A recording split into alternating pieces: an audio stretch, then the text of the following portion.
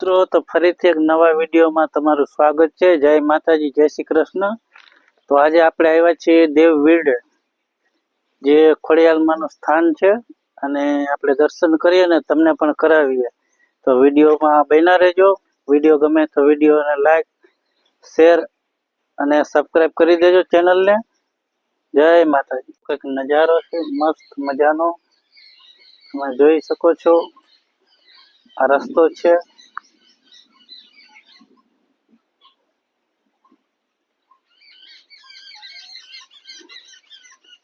અહીંયા આપણે જવાનું છે, જો આ મંદિર છે ખોડિયાલમાં. અહીંયા તો વિડીયોમાં બન્યા રહેજો. વિડીયો ગમે તો લાઈક, શેર અને સબસ્ક્રાઈબ કરી દેજો.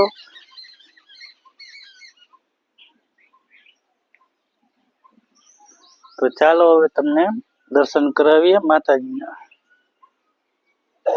તો આવી રીતે છે, સરસ મજાની નદીના કિનારે.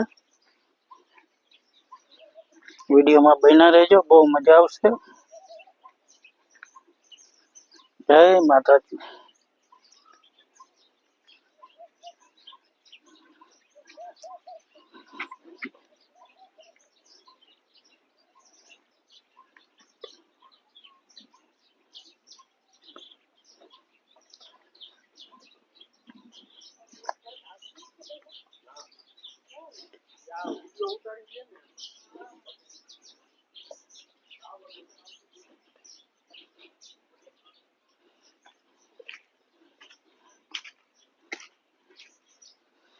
તો તમને દર્શન કરાવીએ. ખોડિયાલ માતાજી છે, આવડમાં છે, આવડ જોગડ, અને આ મેન સ્થાન છે માતાજીના. એના પરચા બહુ છે, અને આ જગ્યા વિશે તમને બધી માહિતી મળી જશે. અને આ દેવવીડો કહેવાય.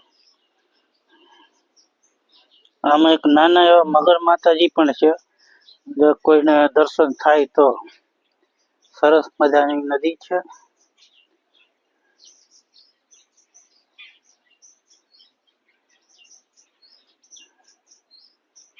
જય ખોડિયાર.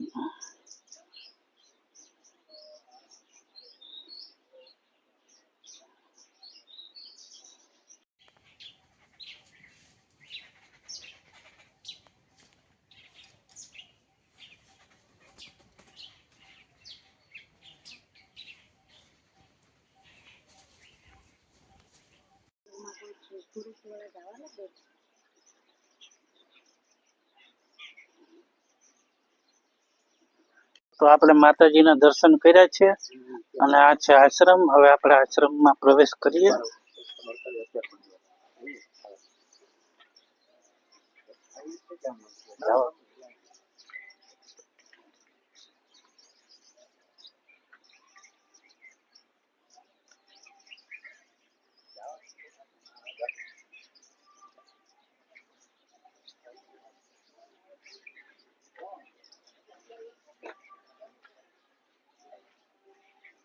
તો આશ્રમમાં આવતાની સાથે જ આપણે ખોડિયાલમાંની બહુ સરસ મજાની પ્રતિમા, મૂર્તિ જે કહેવાય છે, એના દર્શન કરાવીએ.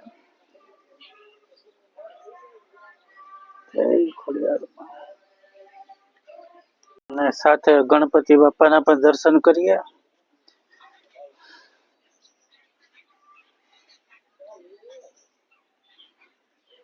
આ છે ગણપતિ દાદા.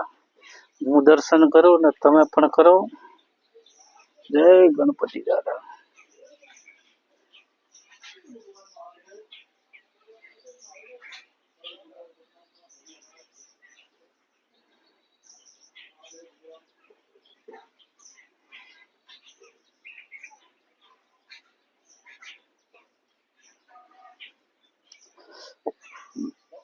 બહુ મસ્ત મજાની સુંદર જગ્યા છે. અને હવે તમને મહાદેવના દર્શન કરાવીએ. મહાદેવ હર.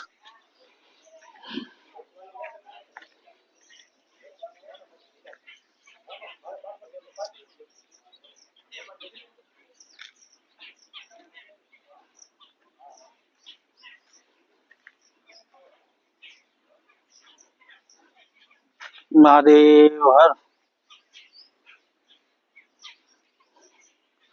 અહીંયા આપણે પેલા જે સાધુ હતા એમની સમાધિ છે એના પણ દર્શન કરી લ્યો. અહીંયાના જે આપણે મહંત કે સાધુ છે એમનો અખંડ ધૂણો છે એના પણ દર્શન કરાવીએ.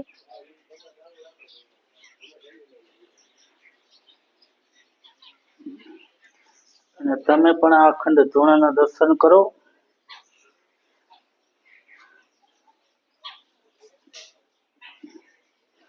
અહીંયા માતાજી છે.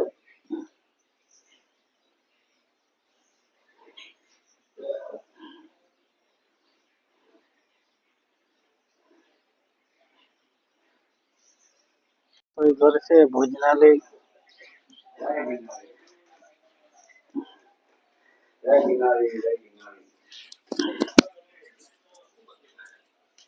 જય ગિરનારી, જય ગિરનારી. રોટલી બનાવ્યું, સરસ મજાની દેશી રોટલી, રાજસ્થાની રોટલી બનાવી. રાજસ્થાની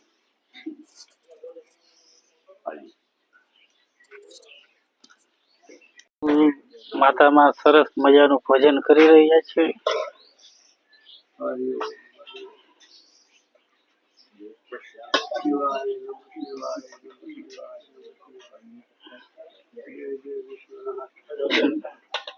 તો આપણે આ માતાજીના દર્શન કર્યા હતા અને આ વીવડો છે અને આની માહિતી આપણા અરુણભાઈ આપશે. તમામ માહિતી.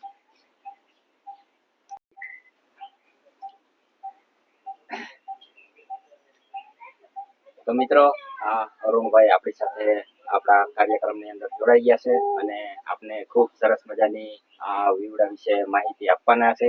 તો આપણી ચેનલની અંદર મારા તરફથી અને જે પણ આપણા સબસ્ક્રાઈબરો છે તેના તરફથી અરુણભાઈ તમારી અમારી ચેનલની અંદર હાર્દિક સ્વાગત કરીએ છીએ. તો આ વીવડા વિશે સરસ મજાની માહિતી તમે આપજો અને તમારો પરિચય પહેલા આપી દેજો. મારું નામ અરુણભાઈ અમીરભાઈ જાદવ, બરોબર. ગામ ગુંદાળા, ગીર. મેંદડાથી 6 કિલોમીટર ત્યાં અમારી ખેતીવાડીની જમીન છે. આજથી 20 વર્ષથી આ વીરડાની સેવા કરવા માટે હું કાયમી આવું છું અને આજ દિવસ સુધી સેવાના ભાવ માટે જ આવું છું. અહીં કોઈ પણ લોકો આવે એ દૂધ, છાશ, બકાલું બધું લઈને આવે છે અને પ્લસમાં ચણ, નીણ એવું બધું પણ અહીં લઈને આવે છે. અહીં એક જ આશ્રમ છે, કોઈ ફરવા માટેનો આશ્રમ નથી, માત્ર આશ્રમની જગ્યા છે અને આ આશ્રમની અંદર સેવા સિવાય કોઈ પ્રવૃત્તિ ચાલતી નથી એટલું હું જાણું છું. લગભગ 1965 ની અંદર આસપાસના ગામડાના લોકો કાસ્ટ ટકે લાકડા ભેગા કરવા માટે પોતાની જીવન જરૂરિયાત માટે અહીં આવતા ભાડા લેવા માટે. એ સમયમાં આ વિસ્તારમાં પાણી ક્યાંય નહોતું. એ પાણી માટે લોકોએ એક નક્કી કર્યું એ બધાએ અને વીરડો ગાળ્યો. એ સમયમાં જે વીરડો ગાળવામાં આવ્યો ત્યારે એમાં પાણી થયું. પાણી થયા બાદ 1972 ની અંદર એક શેત્રુંજી ડુંગરની અંદરથી કલ્યાણગીરી નામના એક સાધુ આ તપસ્યા કરવા માટે આવ્યા. એ ફરતા ફરતા વીરડાની પાસે આવ્યા અને સિદ્ધ લાગ્યું કે આ વીરડો મારે સિદ્ધ કરવો છે. એટલે આ વીરડાના પાણીને એને સિદ્ધ કર્યું અને આ પાણી બહુ પ્રખ્યાત પાણી છે. આ માણસોના રોગ પણ મટે છે આનાથી. પછી સાધુએ આ જે ઝાડ દેખાય છે એ રાયણનું ઝાડ છે. આ ખોડિયારમાંની સ્થાપના કરી. 1972 ની અંદર પોતે મોટું જબરજસ્ત તપ કર્યું. ત્યારે આ વિસ્તારની અંદર ખાવા માટે કોઈ અન્ન કે કઈ હતું નહીં અને આખો દિવસ અહીં તપસ્યા કરી અને આ રાયણની ઉપર પોતે સુઈ જતા, આરામ કરતા સવાર સુધી. હા, કલ્યાણગીરી બાપુ. એ સમયમાં પછી થોડાક સમય ગયા પછી 30 વર્ષ પછી પોતે બીમાર પડ્યા. બીમાર પડ્યા બાદ અહીંના ધારાસભ્ય અને MLA દેવાનભાઈ સોલંકી જે માજી મિનિસ્ટર હતા એ બાપુના સેવક હતા. એને આ બંને રૂમ, સરભંગ ધૂણો અને આ બધું એને બનાવી આપ્યું. આ એક કૂવો કરાવી આપ્યો, એક બોર કરાવી આપ્યો. એ સમયમાં બાપુ જબરજસ્ત બીમાર પડ્યા. ત્યારબાદ શેત્રુંજી ડુંગર ની અંદર આ બાપુ જે રામભારતી બાપુ છે એ ત્યાંથી આવ્યા અને દેવાનભાઈ એને મૂકી ગયા. ત્યારે બાપુએ ઘણી બધી સેવા કલ્યાણગીરીની કરી પણ કલ્યાણગીરીનું અવસાન થયું 17/12/1992 ની અંદર બાપુએ દેહ છોડ્યો. ત્યારે એની સમાધિ આપણે હમણાં જોઈ, એ કલ્યાણગીરી બાપુની સમાધિ છે.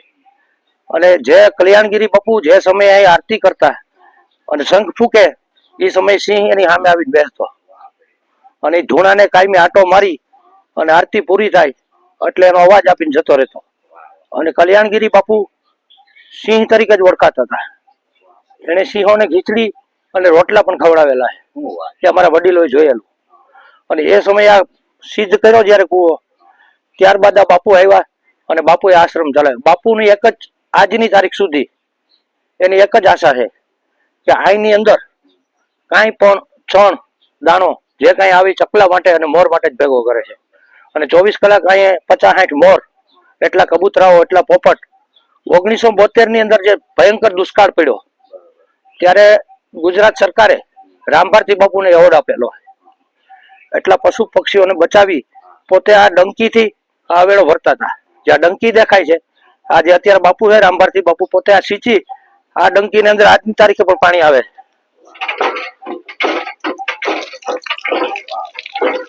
આ ડંકીથી બાપુ હવેળો ભરતા અને બધા પશુ પક્ષી પ્રાણીઓ, હરણ, સિંહ બધા અહીં પીતા.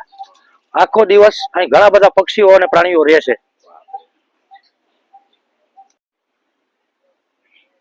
તો આ જગ્યા વિશે અરુણભાઈ આપને તમામ માહિતી આપશે અને એના ઇતિહાસ વિશે જણાવશે. તો ચાલો આપણે સાંભળીએ અરુણભાઈના મુખેથી. આ જગ્યા એક લુહાર સમાજના મોટા વડીલની છે, જેઓએ 148 હથિયારો રજવાડા વખતે રજવાડા અને અહીં અજાબ ગામની અંદર રહેતા મૈયા દરબારો સાથે જુનાગઢ નવાબને એક દુશ્મની હતી, ગરાસ માટેની, જમીન જાયદાદ માટેની. એ સમયે કોઈ વાત એનું સમાધાન થઈ શક્યું નહીં. એ સમયે મૈયા દરબારો ત્યાંથી અજાબ ગામ છોડી અને અહીંથી થોડા કિલોમીટર દૂર એક કરડો ડુંગર છે, એ કરડા ડુંગરની અંદર જતા રહ્યા. રાતવાસો ત્યાં કર્યો કાયમી. જુનાગઢ નવાબે 6-7 વાર સમાધાન માટે એ લોકોને અરજી કરી, અમે તમે સમાધાન કરવા તૈયાર છીએ, પણ છતાં સમાધાન થયું નહીં. એટલે મૈયા દરબારોને ખબર હતી કે આ અમારી પર હુમલો કરશે જ 100%. એ સમયે આ લુહાર બાપા જે હતા એને 148 ભયંકર હથિયારો બનાવ્યા હતા મૈયા દરબારો માટે એના કહેવાથી. અને એ હથિયારો મૈયા દરબારને એને આપ્યા હતા. જે સમયે જુનાગઢ નવાબે મૈયા દરબાર ઉપર દગો શરૂ કર્યો કે દગાથી એને સમાધાન માટે આવીએ છીએ એમ કરીને પાડી દેવાય.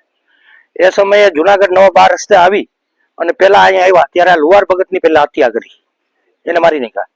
અહીંથી પછી આ રસ્તે પોતે કરડા ડુંગરની અંદર ગયા, ત્યાં સમાધાન માટેની ખોટી વાત કરી અને 48 જણાઓને મોતને ઘાટ ઉતાર્યા હતા એ લોકોએ, મૈયા દરબારોને. એટલે આજે અજરો અજર છે એ ખાંભીઓ ત્યાં દરબારોની, બરાબર છે. આ લુહાર ભગતના બધા લુહાર જ્ઞાતિના માણસો અહીં ચોખા કરવા આવે છે અને મૈયા દરબારો કરડા ડુંગરની અંદર પોતે પણ ચોખા કરવા જાય છે. આનો બહુ જૂનો ઇતિહાસ છે. પહેલી વખત આને મારવામાં આવ્યા હતા. બાકી બધી ખાંભી. હા. તો મિત્રો આવી ખૂબ સરસ માહિતી અને આપણા ઇતિહાસ વિશે અરુણભાઈ આપને માહિતી આપી એ બદલ આપણે અરુણભાઈનો ખૂબ ખૂબ ધન્યવાદ માનીએ. અને જય ગિરનારી. તો આપણે બાપુના ચરણે આવી ગયા છીએ, તો બાપુ સાથે આપણે ઘણો સંવાદ કરશું અને અહીંયા માતામાં છે સેવકો પણ આવેલા છે એની સાથે આપણે સંવાદ કરશું. તો એ પેલા મારા તરફથી અને બધા વ્યૂ તરફથી બાબુ નમો નારાયણ, જય ગિરનારી.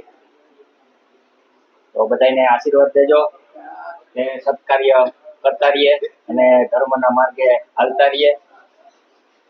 તો અહીંયા આપણે અરુણભાઈ આવેલા છે, તો આ જગ્યા વિશે અને બાપુ વિશે થોડીક માહિતી આપશે. તો અરુણભાઈ, બાપુ વિશે થોડીક તમે માહિતી. આ જગ્યાના અમારા મહંત તરીકે રામભારતી બાપુ આજથી 40 વર્ષ ત્યાં સેવા આપે છે. સેવાનો એક જ ધ્યેય છે, ચકલાઓને ચણ નાખવાનું. બીજો એનો કોઈ ધ્યેય કમાઈ લેવાનો નથી, માત્ર ભક્તિ કરવાનો. એમની સાથે રહેલા આ અમારા માતાજી છે, એ પણ એનો ધ્યેય જ છે. દેવકી ભારતી એમનું નામ છે. એ માત્ર સેવાના આશયથી જાય રહે છે અને આ બાપુની સેવા કરે છે, બધાને રોટલા ખવડાવે. બીજા બાજુમાં બેઠા છે એ જુનાગઢના એડવોકેટ ધર્મિષ્ઠાબેન જોશી છે. એવો પણ ઘણી વાર અવારનવાર બાપુને મળવા માટે આવે, આશ્રમની મુલાકાત લે છે.